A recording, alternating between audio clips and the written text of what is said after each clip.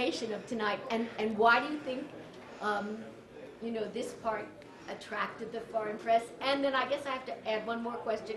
How does this compare with winning an Oscar before you were able to understand what it meant? Well, this is absolutely incredible. I am beyond flattered and honored, and I fought really hard to get this part. It's working with HBO, who does beautiful things, and Alan Ball, who is just amazing, and I'm unbelievably honored.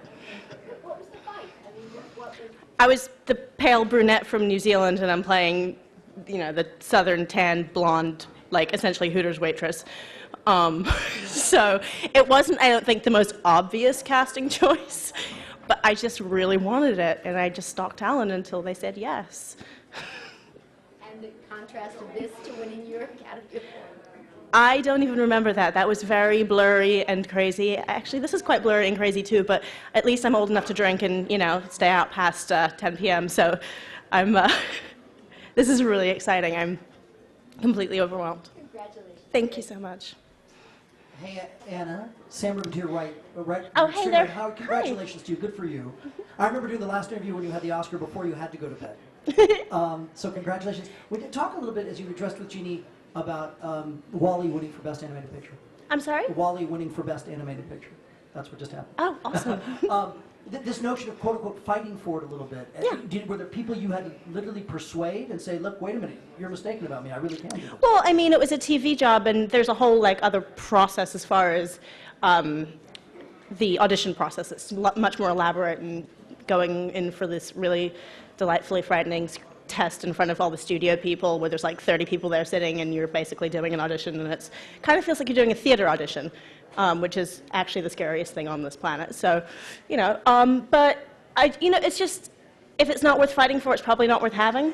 And if someone's going to give it to you immediately, it means that you're not going to have to stretch or grow or sort of push yourself as an artist to do whatever it is that the role is calling for. And I love a challenge. And Sookie's just so much fun and gets into so much crazy stuff. And I am so excited. Over here.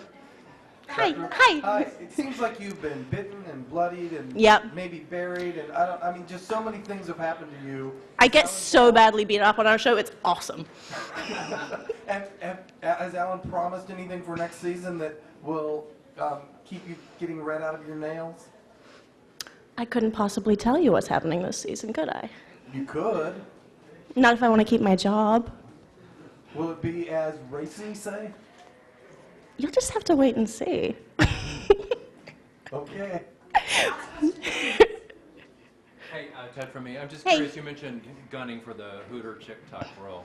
Why do you think Hollywood rewards those you know, you were great, you were wonderful, but why do you think Hollywood loves to write those roles and reward those types of roles for women behaving like that so much? Well, I can't really think of another, specifically off the top of my head, I mean, that's exactly like that. I mean, she's kind of, you know, aside from this sort of visual, which I had nothing in common with, she's actually this very sort of like sweet, wholesome Southern gal who gets mixed up in a lot of really racy stuff. But she's, I mean, I don't really know that she fits into a category per se. I mean, racy, sure, people like to be titillated.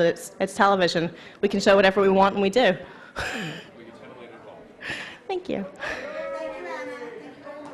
Where am I going? Happily.